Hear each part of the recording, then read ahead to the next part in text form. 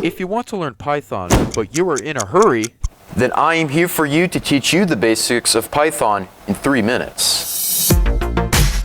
Before we get started, you might be wondering, what is Python?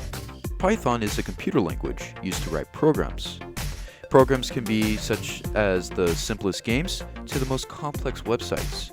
Websites that you use today and your favorites have been created using Python, such as Spotify, YouTube, and Instagram. If this field interests you, then learning Python is a great place to start. To download Python, you simply go to the Downloads tab, where you can find the latest release. You can also find all releases and find an earlier release. Although this is not recommended, it is recommended to use the latest version. Once you have selected Python 3.10.1, wait for the files to finish downloading, which is the exe file. Once the file has finished downloading, simply click on it. This will bring you to the Python wizard, where you can install Python. Install with the recommended settings, and don't worry about any other setting at this point. Now when it's finally done, close the dialog box, hit the Windows Start key, and search for your new application. You are now ready to code in Python. I wanted to make my font size larger so it is more readable to you. Anyway, do not worry about this information right here. It is something that you don't need to worry about, and it's just the Python attributes. Now before we can type anything, we must understand what will go on and what Python will do. Python executes programs, and programs are divided up into 3 parts. That is input, processing, and output. When we input something into a program, we will use a keyboard, mouse, or something else. When we click on a mouse, that is input to a program. The program then processes this click or input and gives a command. This command is then outputted to our interface, our computer, what we see on the screen.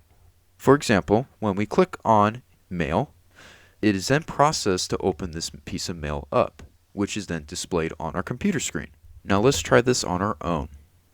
I'm going to type print, and in parentheses, hello world, which is in apostrophes. I hit the enter key, and automatically there is a message that says hello world. What is happening here? Hello world in apostrophes is our input. Print is our function or our processing unit. Hello world, not in apostrophes, is our output.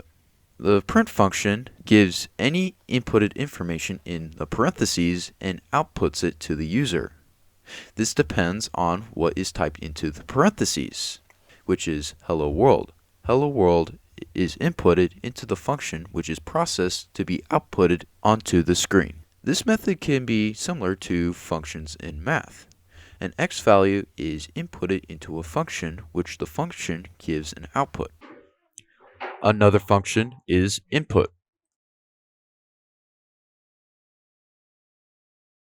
Input behaves differently than print. Instead, the function input asks the user to type something in, which can be anything. Whatever the user types in, it is then outputted. So right now, it is asking me, what is my name? I'm going to put Tyler.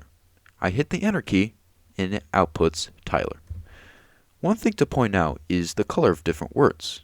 Notice that our functions print and input are the color purple, and the sentences and apostrophes are green.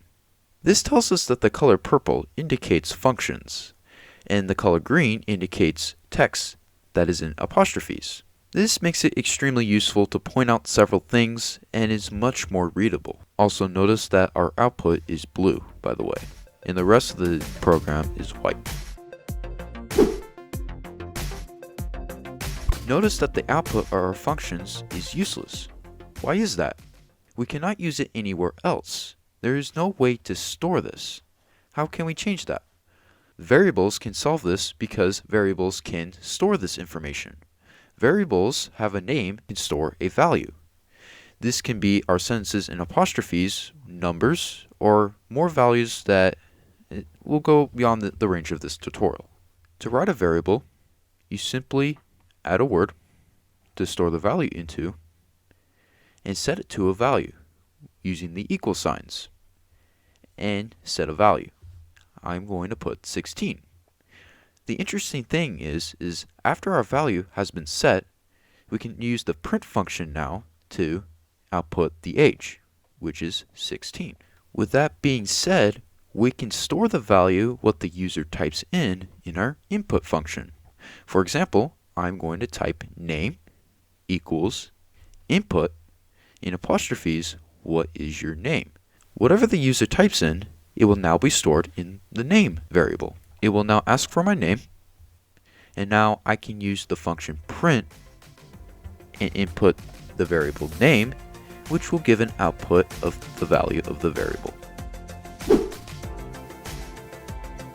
Now to finally conclude this tutorial, we are now going to write a program. This program is going to review what we have just learned, which is functions, variables, and strings, which is our sentences in apostrophes.